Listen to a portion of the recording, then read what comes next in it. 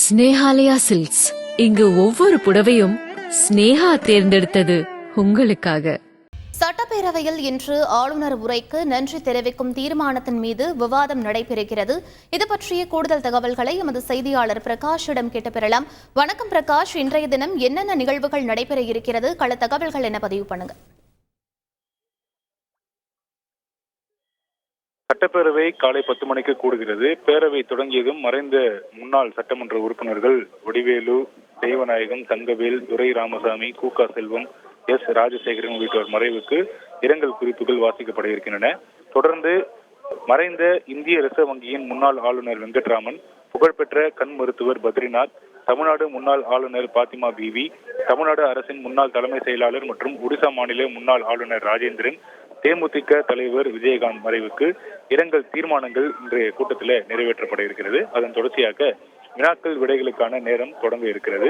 இதுல உறுப்பினர்கள் கேட்கக்கூடிய பல்வேறு கேள்விகளுக்கு துறை சார்ந்த அமைச்சர்கள் திரு துரைமுருகன், கே என் நேரு, ஐ பெரியசாமி, ஏவா வேலு, KKSSR ராமச்சந்திரன், தங்கம் தென்னரசு, சு முத்துசாமி, போக்குவரத்து துறை அமைச்சர் சிவசங்கர், சேகர் பாபு, மதிவேந்தன் உள்ளிட்டோர் அமைச்சர்கள் பதிலளித்து பேச இருக்கிறாங்க. தொடர்ந்து வினாக்கள் விடைகளுக்கான நேரம் முடிவடைந்த பிறகு நேரமில்லா நேரம், அதாவது 0 ஹவர் என்று சொல்லக்கூடிய நேரமில்லா நேரத்தில் எதிர்கட்சிகள் பல்வேறு பிரச்சனைகள், முக்கியமான பிரச்சனைகள் குறித்து சிறப்பு கவன ஈர்ப்பு தீர்மானங்கள் கொண்டு வர இருக்கிறாங்க. அந்த நேரத்தில் விவாதங்கள் நடத்துவதற்கான வாய்ப்புகள் இருக்கின்றன. குறிப்பாக சட்டம் ஒழுங்கு நிலவரம், மழை வெள்ள பாதிப்பு நிவாரணம், கிளம்பாக்கம் பேருந்து நிலைய பிரச்சனை, இப்படி பல்வேறு பிரச்சனைகள் தொடர்பாக எதிர்கட்சிகள் சிறப்பு கவன ஈர்ப்பு தீர்மானம் கொண்டு வருவதற்கான வாய்ப்புகள் இருப்பதாக தெரிகிறது. அதைத் தொடர்ந்து ஆளுநர் உரைக்கு நன்றி தெரிவிக்கும் தீர்மானத்தை சட்டமன்ற உறுப்பினர் ராஜேந்திரன் முன்மொழியிருக்கிறார்.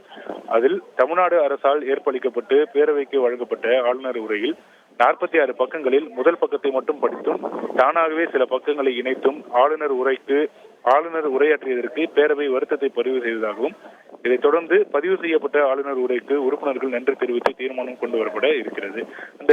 இந்த தீர்மானத்தின் மீது உறுப்பினர்கள் உரையாற்ற இருக்கிறாங்க.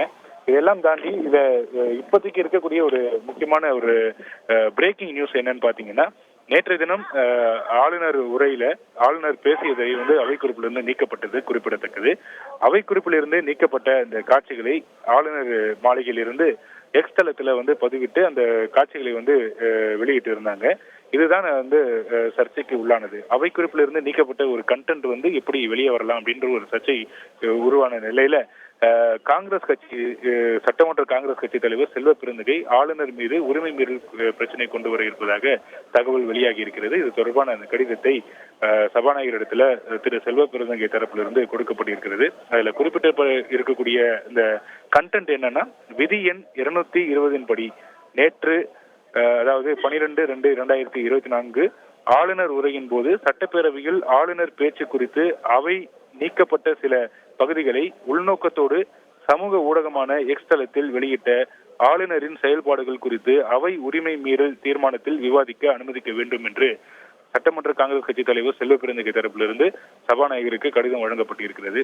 இதுக்கு ஒப்புதல் அளிக்கப்படுமா, இது ஏற்றுக்கொள்ளப்படுமா என்பது இன்றைய பேரவை நிகழ்ச்சியின் போதுதான் நமக்கு தெரிய வரும். விவரங்களுக்கு நன்றி பிரகாஷ். ஸ்னேஹாலயா சில்க்ஸ். இங்கு ஒவ்வொரு புடவையும் ஸ்னேஹா தேர்ந்தெடுத்தது உங்களுக்காக.